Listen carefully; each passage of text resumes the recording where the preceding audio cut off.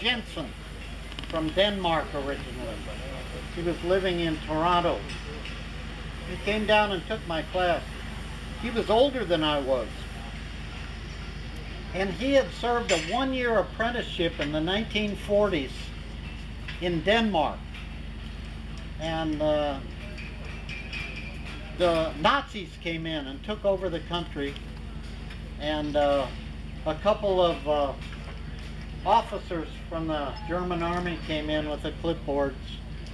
They looked around, and it was an ornamental iron shop he was working in, and the Germans said, "This is a non-essential industry. You know, ornamental iron, forget it. But we need some workers in Germany to work on for the Third Reich." So they took Harry and they made him a prisoner of war, and they took him to Germany, and he learned how to dress mining tools. So he made points and spades and all kinds of mining tools for the remainder of the war.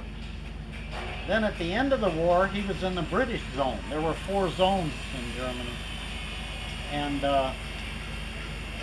he didn't speak English, but they conscripted him into the English army just because they didn't know what to do with him. And they shipped him back to England. He rotated back to England, and he's lost in this country. Then he got out of the army, and he didn't know what to do, and he's slowly learning English. And everybody told him to come to the United States because the streets are paved with gold over there, and you're a blacksmith, you'll get work. So he applied, and he was denied.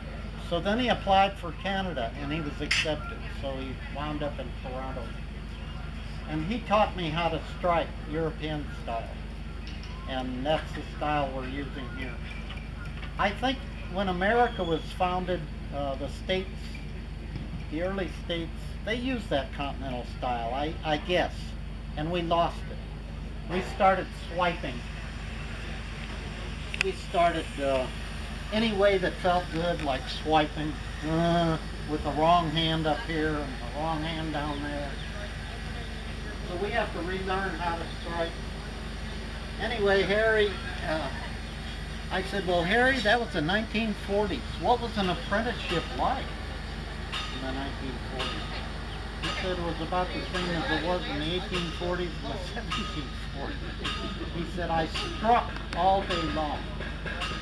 He said, "You swept the floor, you got the tools for a specific job and put them next to the anvil. You didn't miss one tool. If they were going to dress a plowshare, all the tools had to be there for dressing the plowshare. You didn't miss one, or you got your ass kicked," he told me. He said, once you got the tool set, you struck, and you may strike for 2 forges. And the signal for calling strikers in the old days was to tap on the anvil. And then there comes the striker. So he might be going back and forth between 2 forges. He might be working at 1 forge. He said one time, and he said if you had Charlie horses, everybody laughed at you because they had all been through the same thing. They just laughed. It was a sweatshop. One time he was so tired, he fell asleep on the crapper. You were excused to go to the crapper and to eat lunch. That was it. There were no breaks like, ring, boy, I get a 15-minute break. That was never heard of. The next thing he knew, a journeyman had him by the shirt and dragged him out of there with his pants down. Said, "Get busy." So he said if you did something right, nothing was said. And if you did something wrong, sometimes you literally got your butt kicked. He said one time he got kicked in the rear end.